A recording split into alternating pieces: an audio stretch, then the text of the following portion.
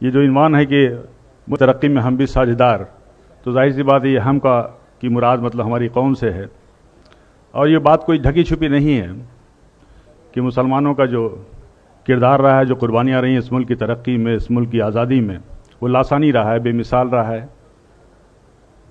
اور اگر دیکھا جائے تو یہ ملک جو ہے، اگر آپ تاریخ میں دیکھیں تو ہندوستان جو ہمارا ملک ہے متحد ملک نہیں تھا، بے شمار راجہ رجواڑے تھے، ریاستیں تھیں، اس پہ حکومت کرتے تھے ان پہ، لیکن جب مسلمان یہاں پہ آئے حکومت کے لیے، سب سے پہلا جو کام انہوں نے کیا تھا وہ یہ کیا تھا کہ اس ملک کو ایک کیا تھا، وہ بنگال سے لے کے افغانستان تک، اور اس ملک کو متحد کیا تھا۔ یہ ہماری خوبیاں تھیں۔ پولیس کا نظام کیا تھا، ڈاک کا نظام کیا تھا، اور سب سے پہلی سڑک اگر اس ملک میں بنی تھی شیر شاہ سوری نے بنوائی تھی۔ کرنسی سسٹم میں ایک بدلاؤ لائے تھے، روپے جو جس کو کہتے ہیں آپ یوز، شیر شاہ سوری کا وہ تھا۔ گرینڈ ٹرنک جو روڈ تھی کلکتہ سے لے کر کے پشاور تک، گرینڈ ٹرنک روڈ اسی کی یادگار ہے۔ اور اگر آپ کسٹوڈین جو آپ کہتے ہیں، جو ریونیو کا سسٹم ہے، یہ سب شیر شاہ سوری کا دیا ہوا ہے، and he was one of the best administrator. اگر جنگی نظام کی بات کریں، جو ہم وار اسٹریٹجی کی بات کرتے ہیں، تو سب سے پہلی تو اس ملک ہندوستان میں ظہیر الدین بابر لائے تھے۔ پہلا جو راکٹ تھا وہ شیر میسور ٹیپو سلطان نے بنایا تھا، اور یہ تاریخ میں درج ہے۔ بلکہ جو ولیم کانگریو تھا جو کہ ایکسپرٹ تھا اس کا، وہ اپنی کتاب میں لکھتا ہے یہ کہ ان کی شہادت کے بعد 1799 میں جب شہید ہوئے شیر میسور ٹیپو سلطان، تو اس کو انہوں نے 1801 میں ضبط کر کے وہ انگلینڈ لے گئے، اور 1801 سے لے کر کے 1805 تک اس پہ وہ تحقیق کرتے رہے، ریسرچ کرتے رہے، سمجھ نہیں پائے کہ اس کا سسٹم کیا ہے، اس کی ڈیزائن کیا ہے۔ تو انہوں نے ایک کتاب وہاں سے بھیجی تھی، اور اس کتاب کا نام تھا فتح المجاہدین، اور وہ کتاب آج بھی پیرس کی میوزیم میں رکھی ہوئی ہے۔ اور اس کتاب کو لکھنے والے ٹیپو سلطان تھے، جس میں ڈیٹیل ڈسکرپشن تھا کہ یہ جو راکٹ ہے اس کو کیسے استعمال کیا جائے۔ تو یہ وہ پہلی میزائل تھی، آپ گوگل میں سرچ کیجئے، وہ جو پہلی میزائل تھی میسورین میزائل ٹیپو سلطان نے بنایا تھا۔ اور آج جو آپ میزائل دیکھ رہے ہیں، اگنی میزائل، پرتھوی میزائل، اس کے بھی بانی اے پی جے عبد الکلام ہیں، جن کو آپ میزائل مین کہتے ہیں، اور جن کو فادر آف میزائل کہتے ہیں۔ دوستوں، یہ تو دراصل بات تھی ایک سفر کی جو شروعات ہوتی ہے وہاں سے، لیکن بات ہو رہی تھی انگریزی حکومت کی، بغاوت کی، جنگ آزادی کی۔ تو پہلی جو بغاوت تھی وہ 1773 میں ہوئی تھی، اور اس کا نام جو تھا، شاید آپ میں سے زیادہ تر لوگوں کو معلوم ہوگا، فقیر اینڈ سنیاسی ریبیلین نام سے نام تھا۔ یعنی بنکم چندر چٹرجی نے اپنی آنند مٹھ کی کتاب میں صاف صاف لکھا ہے کہ اس زمانے میں جو فقیر و صوفی ہوا کرتے تھے، جو سادھو اور سنیاسی ہوا کرتے تھے، وہ ایک ساتھ جاتے تھے، جھنڈ کا جھنڈ جاتے تھے، اور انگریزوں کے گودام میں وہ لوٹتے تھے، اور اس قحط کے دوران وہ جو اناج لاتے تھے وہاں سے، وہ ہندو مسلمانوں میں تقسیم کیا کرتے تھے۔ اور یہ سلسلہ تقریباً 50 سال تک چلا، اس کا پورا تاریخ میں ڈسکرپشن ہے۔ پہلی جو جنگ آزادی تھی وہ 1857 کی تھی، اور جس فتویٰ ورڈ ہم کہتے ہیں، جنگ آزادی کا سب سے پہلا فتویٰ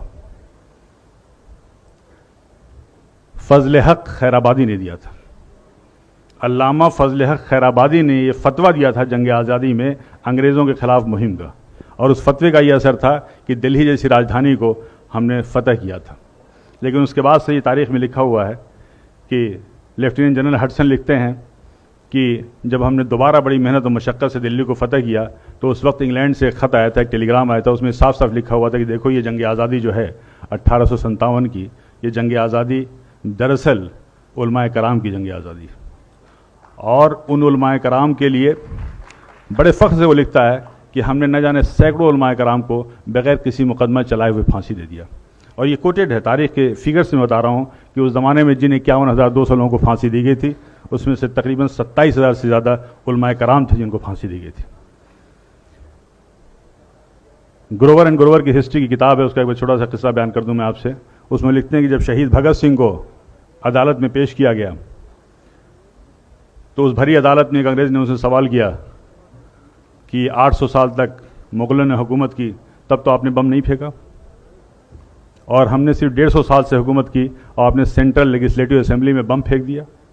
اس کا بہت اچھا جواب بھگت سنگھ نے دیا تھا کہ دیکھیے، مغلوں نے جو ہم پر راج کیا ہے وہ ہمارے دلوں پہ راج کیا ہے، اور انہوں نے اس ملک کو سونے کی چڑیا بنا دیا ہے، اور اس سونے کی چڑیا کی چمک سے آپ 7 سمندر دور سے یہاں تک آئے ہیں، اور یہاں پہ آنے کے بعد اگر آپ کی حکومت کو اگر ایک لفظ میں، ایک لائن میں کہا جائے تو وہ یہ ہے کہ آپ کی حکومت ایک اسپنج کی طرح ہے جو گنگا کے کنارے ہیرے اور جواہرات کو چوس کر کے انگلینڈ میں جا کر کے टेम्स नदी के किनारे निचोड़ती है और वो इंग्लैंड माला माल हो जाता है, और उस दौलत के माला माल होने के बाद उससे आप अपनी तरक्की करते हैं।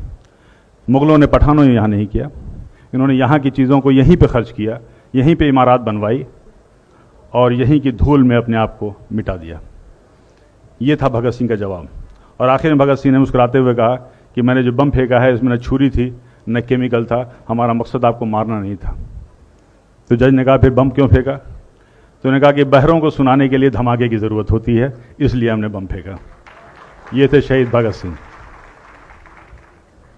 हजरात, यहाँ तक कि वीर सावरकर की किताबों में भी लिखा है। वीर सावरकर ने अपनी किताब में जॉन मैकलसन का हवाला देते हुए कहा था कि 1857 की जंग आज़ादी में अगर सबसे ज़्यादा किसी का नुकसान हुआ तो मुग़ल की जो आखिरी रोशनी थी, आखिरी बादशाह थे बहादुर शाह ज़फ़र का हुआ।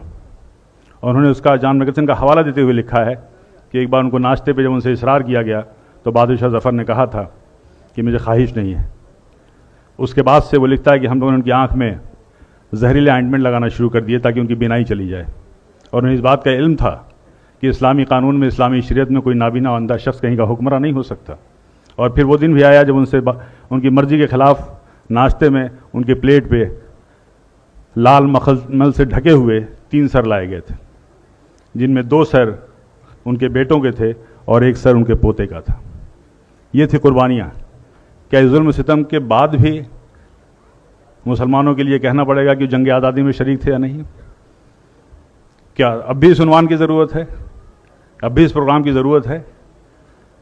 क्या चांद सितारों की मौजूदगी के लिए बहस होगी?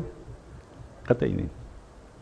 और ये वहीं तक का किस्सा नहीं, बल्कि आप अपने पड़ोस में जाएं, अगर आप हिस्ट्री ऑफ यूपी देखें तो इसमें हिस्ट्री ऑफ अयोध्या भी शामिल है उस गज़ट में। अयोध्या में जब जंग आज़ादी के बिगुल फूंका गया तो सबसे पहला शख्स जो खड़ा हुआ था वो राम प्रसाद शर्मा थे, बाबू राम। उनके लिए सबसे पहले लब्बैक कहने वाला एक शख्स था वो काजी अमीर अली। तो बाबू राम शरण दास और काजी अमीर अली ने एक साथ जंग लड़ी थी और एक साथ अंग्रेज़ों से मुकाबला किया था। और अंग्रेज़ों ने यह अहद किया था कि अगर हम इनको पकड़ लेते हैं, अरेस्ट कर लेते हैं, तो एक ऐसी सज़ा देंगे कि आने वाली नस्ल याद रखेंगी।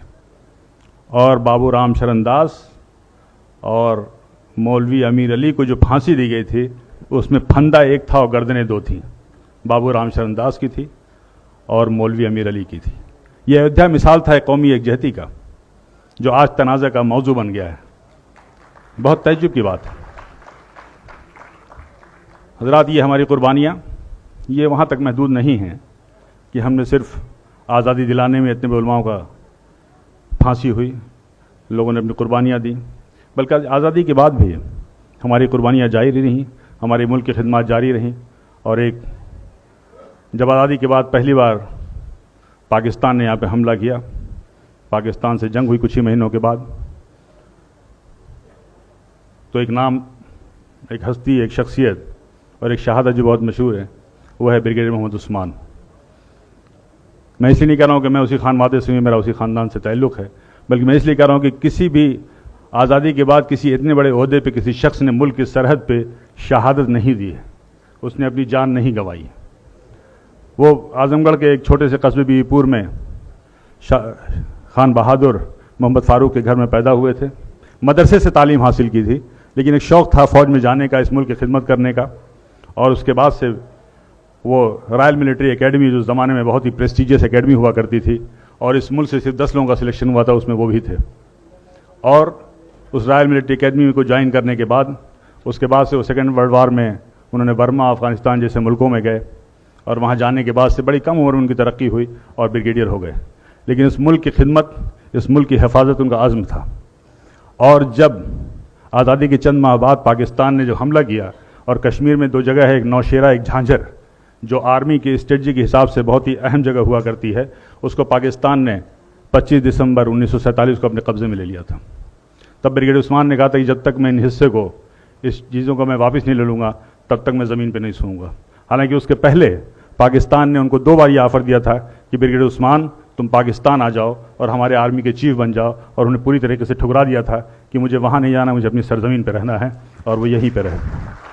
और चंद दिनों के बाद आखिर उनकी क़यादत में वो जंग लड़ी गई, और जंग लड़ने के बाद से उन्होंने नौशेरा اور جھانجھر کی وہ سرزمین حاصل کی. اور میں آپ کو بتا دوں یہ کہ ان کی قیادت میں، برگیڈیئر عثمان کی قیادت میں جو کشمیر کا حصہ جیتا گیا تھا، آج بھی اتنا ہی کشمیر ہے اور آج بھی وہی ہمارے ملک کی سرحد ہے.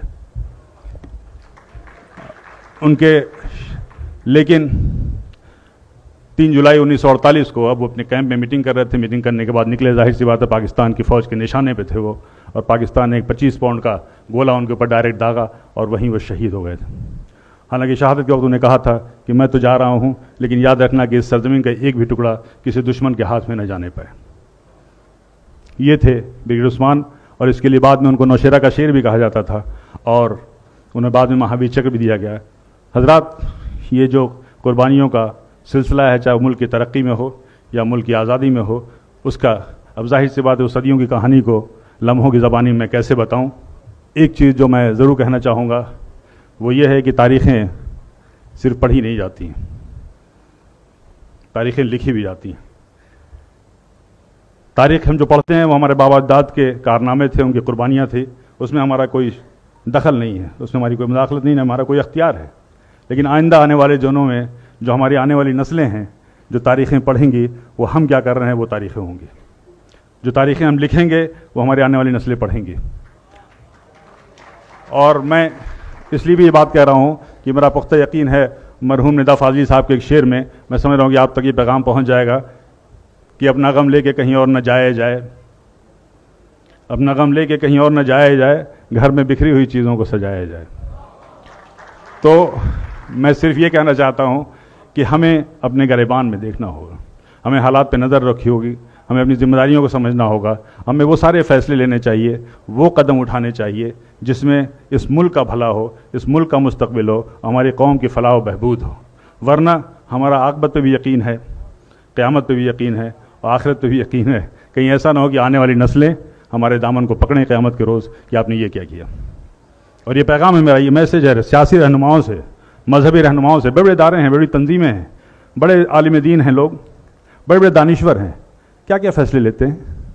اس فیصلوں کو لیتے وقت آپ کو دھیان رکھنا ہوگا، آپ کو اس نظر میں رکھنا ہوگا کہ اس ملک کا ایک مستقبل ہے، اس ملک کے حق میں سوچنا ہے، اور صدیوں سے جو ہماری قومیں رہ رہی ہیں جن سے ہمارے رشتے ہیں ان کے حق میں سوچنا ہے، اپنی قوم کے حق میں سوچنا ہے. اور اس بات سے میں اس پیغام کے ساتھ میں اپنی بات ختم کر دوں کہ یہ جبر بھی دیکھا ہے تاریخ کی نظروں نے، یہ جبر بھی دیکھا ہے تاریخ کی نظروں نے، لمحوں نے خطا کی تھی، صدیوں نے سزا پائی.